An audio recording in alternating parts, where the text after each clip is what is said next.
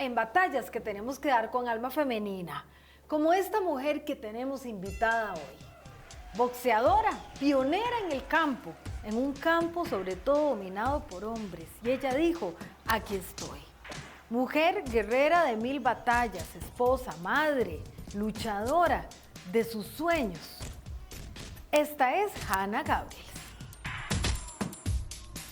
Ese es el rostro de la boxeadora, de la campeona, pero en todos los rings en los que ha peleado y sigue peleando Hanna Gabriels, yo digo que es una campeona. Así que bienvenida a esta conversación. Muchísimas gracias, Lizeth. Es mi placer poderlos acompañar. Me encanta que la palabra lucha no es nueva y no se asocia en tu historia personal solo a boxear. La lucha ha estado siempre en tu vida. En la vida de todos. Sí. Yo siempre digo que el boxeo es una gran metáfora de la vida, porque la gente siempre dice, ay, ¿usted por qué hace ese deporte tan feo, tan que no le duele, no le da miedo que lo lastimen? Y la gente vive teniendo miedo de que la vida nos lastime y no somos capaces de abrazar los malos momentos tan bien como abrazamos los buenos momentos. Y tenemos que entender que en los malos o en las cosas difíciles es cuando forjamos nuestro carácter, cuando crecemos, cuando realmente nos convertimos en una mejor versión de nosotros mismos, ¿verdad? Sí, entonces sí, el boxeo es una metáfora para mí porque me permite siempre tener los pies sobre la tierra y darme cuenta de que hay que esforzarse, de que hay que seguir adelante, incluso cuando uno está en el suelo, cuando está lastimado, cuando está cansado, siempre uno tiene la posibilidad de luchar un poco más. Así es. Vos comentábamos ahora que hay varios episodios en la vida y que te han forjado carácter, ¿verdad? Sí. El dolor ha estado presente en algunos de ellos y bueno, en tu infancia no fue sencillo uno de estos episodios. Sí, más que el carácter ha forjado un ser humano que entiende que todos pasamos por momentos difíciles y todos manejamos el dolor de manera diferente y que independientemente de cómo lo manejemos, es válido, está bien. Yo siempre soñé con ser campeona olímpica, yo no quería ni estudiar, siempre soñé con ser campeona olímpica y yo no tengo recuerdos de mi infancia solo a partir de los 5 años y recuerdo decidir eso, pero también recuerdo a una persona que queríamos mucho, amigo de la familia, que abusó de mí sexualmente. Entonces, el deporte se convirtió como en mi burbuja, ¿verdad? Esa era mi protección, ese era mi refugio. Y no decir una palabra. No, porque en realidad, bueno, el cuento es nuestro secreto, no diga nada, porque después se hace un problema, y la familia y toda esa cuestión, y yo lo protegí. Claro, de 5 años, uno no entiende de peligro, uno no entiende un montón de cosas. Sabe que no estuvo bien, pero bueno. Y pasaron muchísimos años. Yo a la persona que me abusó la confronté hasta los 34 años o 33 años, una cosa así. Pero sí, crecí, pero el deporte fue para mí mi salvación y me permitió poder ser yo, poder correr, poder competir y poner mi mente en otras cosas.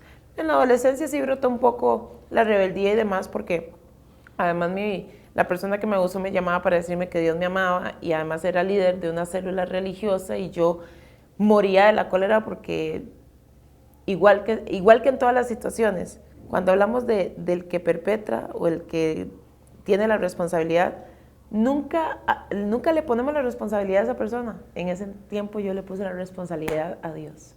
Entonces estaba enojada con Dios, porque yo decía, qué hipocresía, estaba enojada con el mundo, un montón de cosas. Y cuando me lesioné y me dijeron, Hanna, usted no puede volver a hacer deporte nunca más en su vida, mi mundo se cayó. Es que la burbuja estalló. Estalló. Y entonces me vi desnuda, sin propósito, y comencé un proceso de autodestrucción bastante fuerte.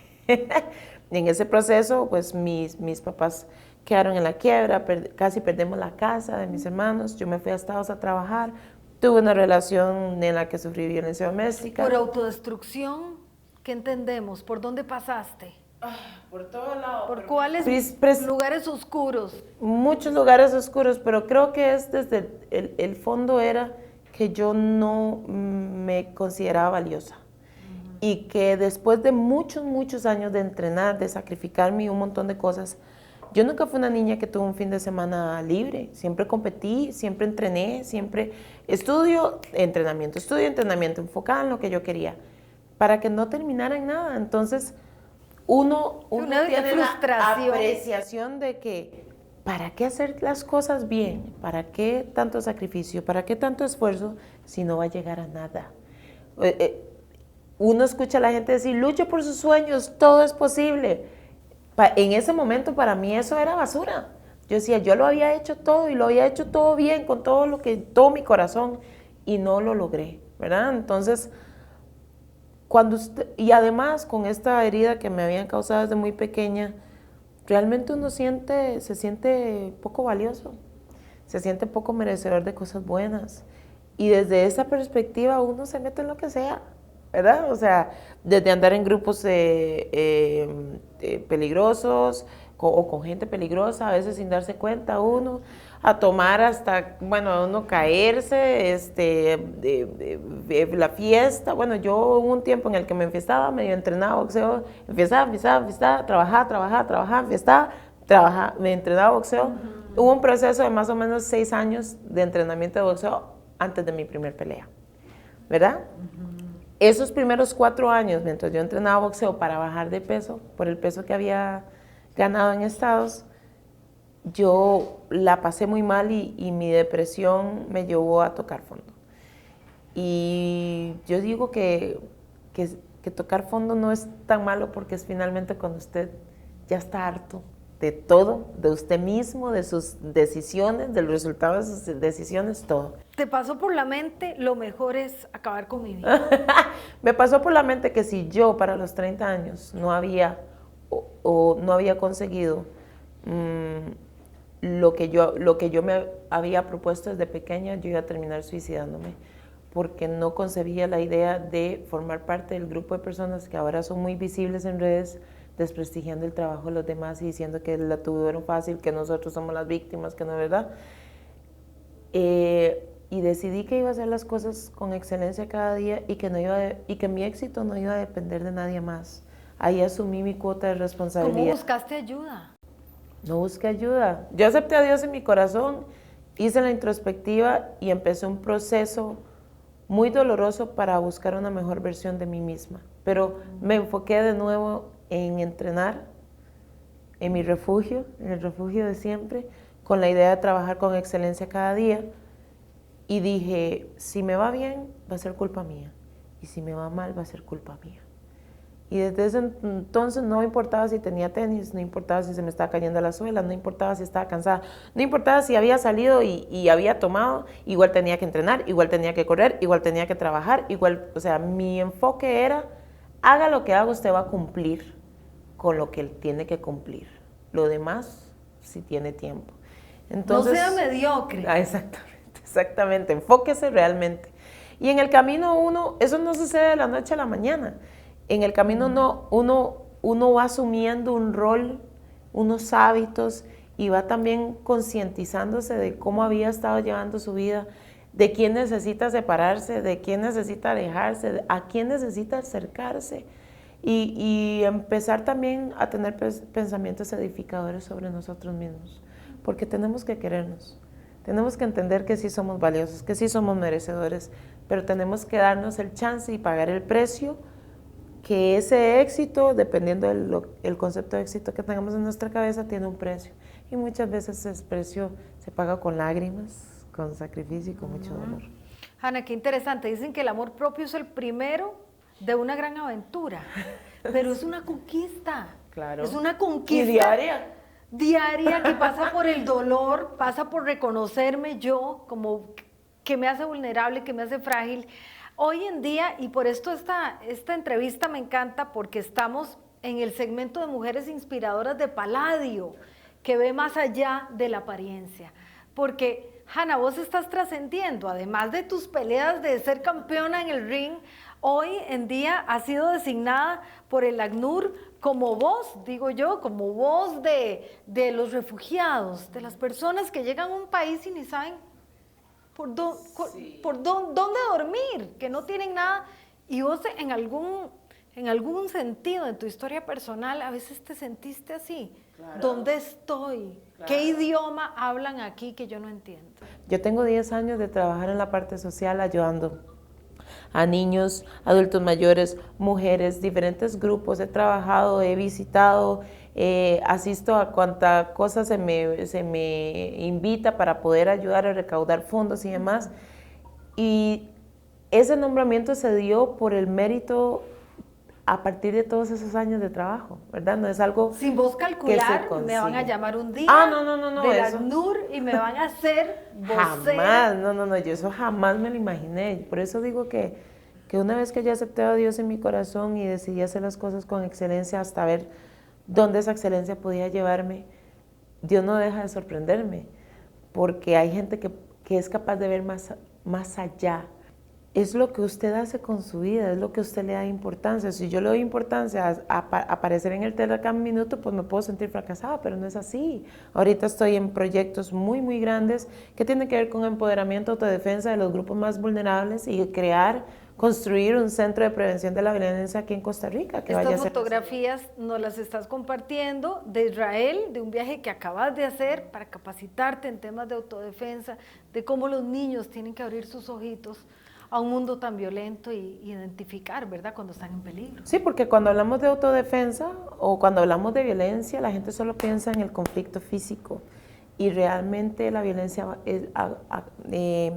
acapara muchas otras cosas y la autodefensa viene desde saber cómo poner límites, desde saber cuál es una situación peligrosa, cómo nos salimos de ella, cómo desescalamos situaciones que pueden terminar en golpes o en algo que nos lastime y todas estas cosas son importantísimas. Yo te oigo a vos tan identificada con estos temas desde el alma, desde el corazón.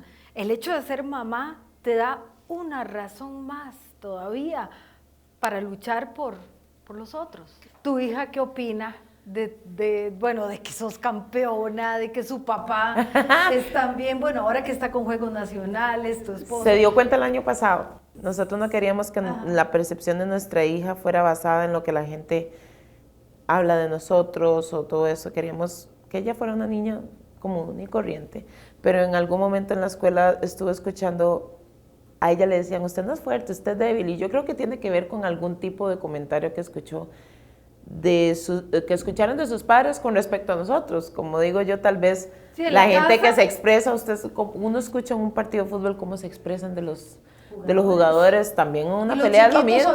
Y los chiquitos oyendo, ellos vienen a imitar a la escuela, entonces seguro había algún tema de ahí de, esa gente nada que ver, o ni es tan fuerte, o quién sabe, y entonces ellos vinieron a expresar eso hacia mi hija, y mi hija llegó muy triste después de un mes a decirnos que ella no era fuerte, que ella era débil.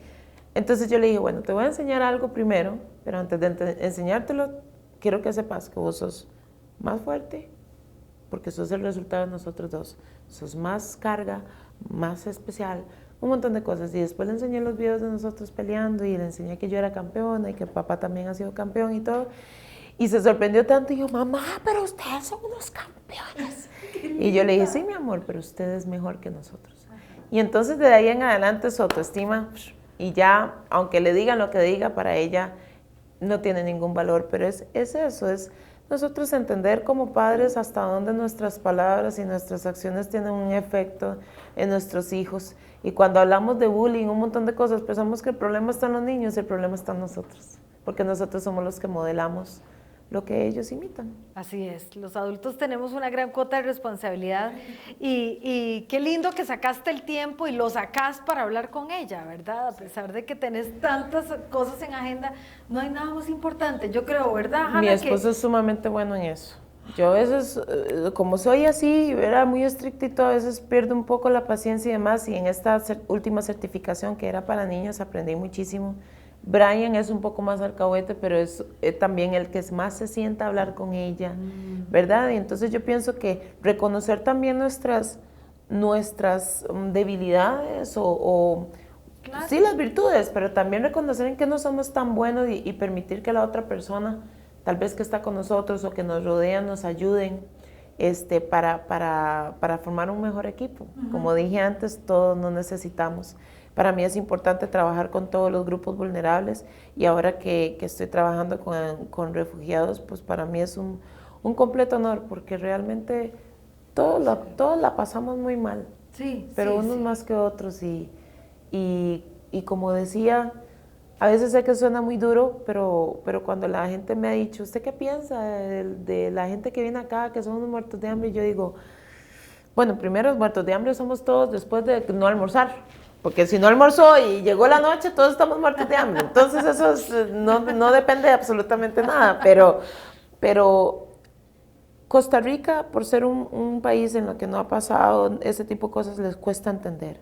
Pero qué tal que si saliéramos y nos encontráramos con una persona como nosotros, bueno, no como nosotros, como esas personas que son tan duras, tan primero mis dientes, después mis parientes y todas esas cuestiones, sería sumamente doloroso, todo sería tan difícil, más si usted tiene niños o niños pequeños o tiene un adulto mayor enfermo y demás. Ojalá que esas personas, ojalá que a sus hijos no les pase una cosa de esas, pero ojalá que les pase a ellos para que entiendan lo que es encontrarse con una persona como ellos y ojalá después se encuentren con personas como yo para que entiendan el alivio que una persona puede traer a otra con simple y sencillamente poder sonreír y dar un abrazo o brindar un poco de apoyo, no dinero, no nada de eso, pero edificar. Es creo que el poder más grande que tenemos nosotros como seres humanos. Se me quedó una pregunta de camino y me disculpo porque la hago hasta ahora, pero muchas mujeres que nos están viendo también víctimas de abuso sexual no han cerrado ciclos y vos decís que a tus 30 y pico de años lograste enfrentar a la persona que te abusó. ¿Qué tal ese episodio? Durísimo seguramente, pero ¿qué te trajo? Muy duro porque Era yo una persona de crecí muy confianza. herida. Era una persona de confianza y era una persona que era muy cercana a la familia y formó parte de la familia por todos los años. Entonces, era nuestro secreto y él me había dicho, es nuestro secreto, no le cuenta a nadie porque después pasan cosas feas.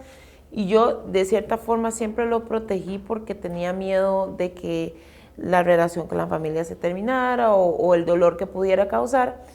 Y hace unos años lo confronté y incluso la parte de la familia me decía, ¿por qué hasta ahora habla? ¿Verdad? Pero fue hasta en ese entonces que yo, cuando tuve a mi hija, que caí en cuenta de que estaba exponiendo a alguien más que yo amaba a esa situación. Yo por muchos años quise creer que él no se lo podía hacer a nadie más, pero eso no es suficiente.